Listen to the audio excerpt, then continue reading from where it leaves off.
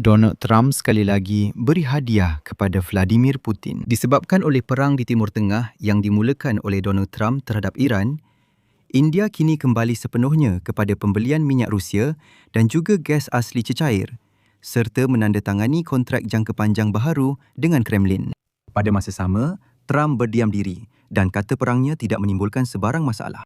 India sekali lagi semakin rapat dengan Rusia dan tiada tanda-tanda bahawa hubungan rapat ini bersifat sementara, seperti yang cuba diyakinkan oleh Menteri Kewangan Trump, Scott Bessent, kepada kita semua. Nama saya Alex Sepici. Mari bincangkan topik ini. Tapi sebelum itu, sokong saluran YouTube ini dengan like, langganan, tajaan atau derma. Semua pautan dan maklumat tentang cara melakukannya ada di dalam keterangan video ini. Saya akan sangat berterima kasih atas apa jua sokongan anda. Langgan saluran Telegram saya, Pici News. Pautannya di keterangan video ini. Selepas perang Amerika Syarikat dan Israel lawan Iran bermula, India telah sambung beli minyak Rusia dan kini mungkin akan sambung beli gas asli cecair Rusia juga.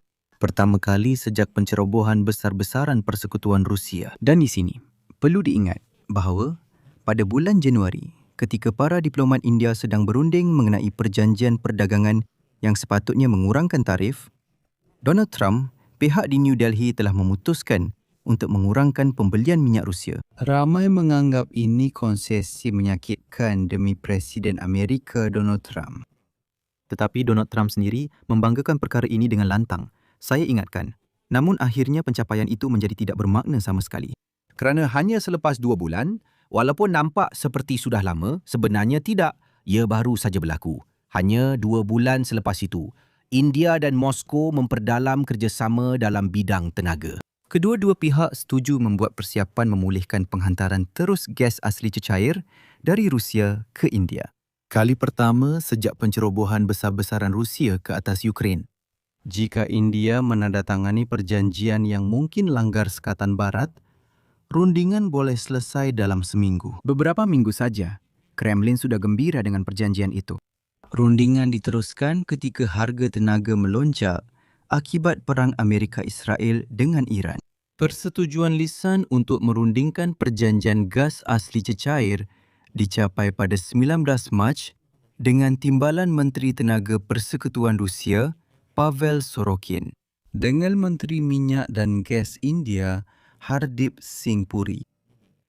Mereka setuju untuk terus meningkatkan penjualan minyak mentah Rusia ke India, yang boleh menggandakan jumlah pada Januari dan membentuk sekurang-kurangnya 40% import India dalam sebulan. Ini bermaksud kembali sepenuhnya seperti dulu. Semua pencapaian dan ancaman tarif serta perang perdagangan Trump akhirnya sia-sia dan hilang begitu saja. India kini pembeli utama. Minyak Rusia yang selepas pencerobohan besar-besaran Rusia ke atas Ukraine dijual dengan diskon yang besar akibat Sekatan Barat. Pembelian minyak Rusia oleh India telah menjadi isu pertikaian antara New Delhi dan pentadbiran Trump. Pengimport dan pengguna minyak ketiga terbesar di dunia tahun lalu telah membeli minyak dari Moskow hampir $44 bilion, memainkan peranan penting dalam menyokong ekonomi ketenteraan Persekutuan Rusia. India telah memberitahu pengimport tenaga mereka supaya bersedia menyambung semula pembelian gas asli cecair Rusia.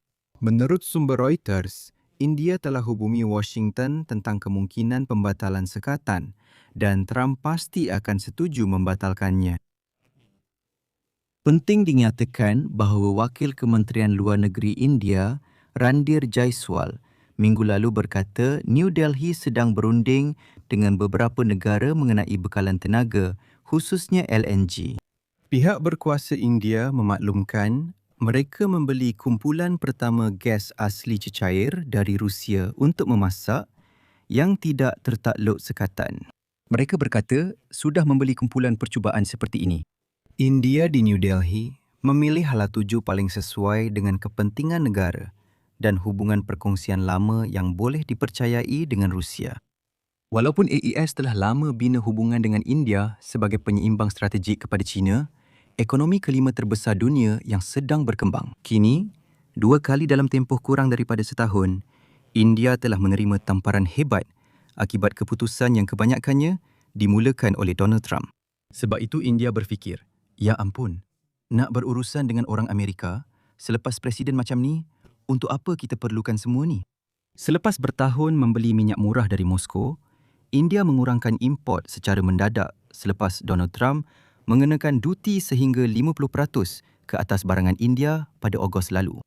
Pendiran India berubah selepas Amerika Syarikat dan Israel menyerang Iran pada 28 Februari.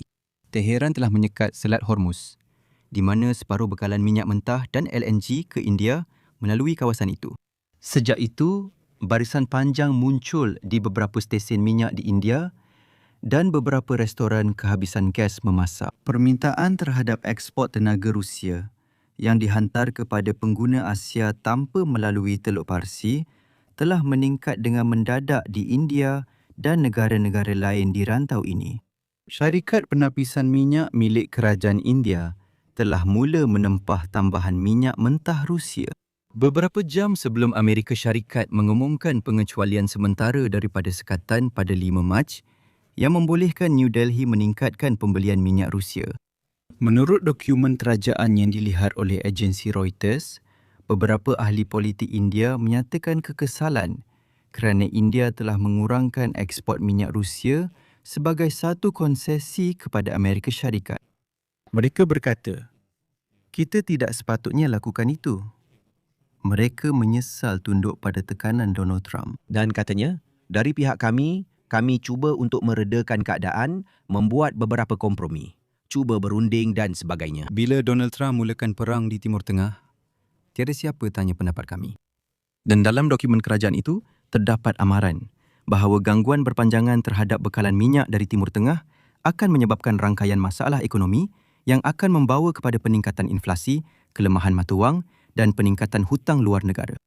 Rusia yang berkawan dengan India sejak era Perang Dingin pasti memanfaatkan kelebihannya. Menurut sumber Reuters, perjanjian baharu bekalan LNG mungkin mengandungi syarat kurang menguntungkan bagi India berbanding perjanjian 20 tahun antara syarikat milik kerajaan India, GAIL, dan Gazprom Rusia pada 2012.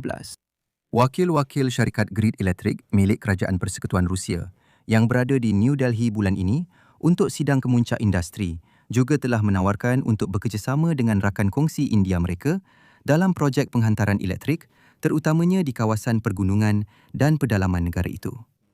Jika perjanjian itu dimeterai, ia akan menjadi langkah pertama Moskow dalam sektor penghantaran elektrik di India. Rusia juga berminat untuk memperluaskan hubungan penerbangan dengan India. Wakil lapangan terbang Pulkovo di St. Petersburg berkata, minggu lepas bahawa beliau telah melawat lapangan terbang di India dan meneliti kemungkinan menambah penerbangan terus.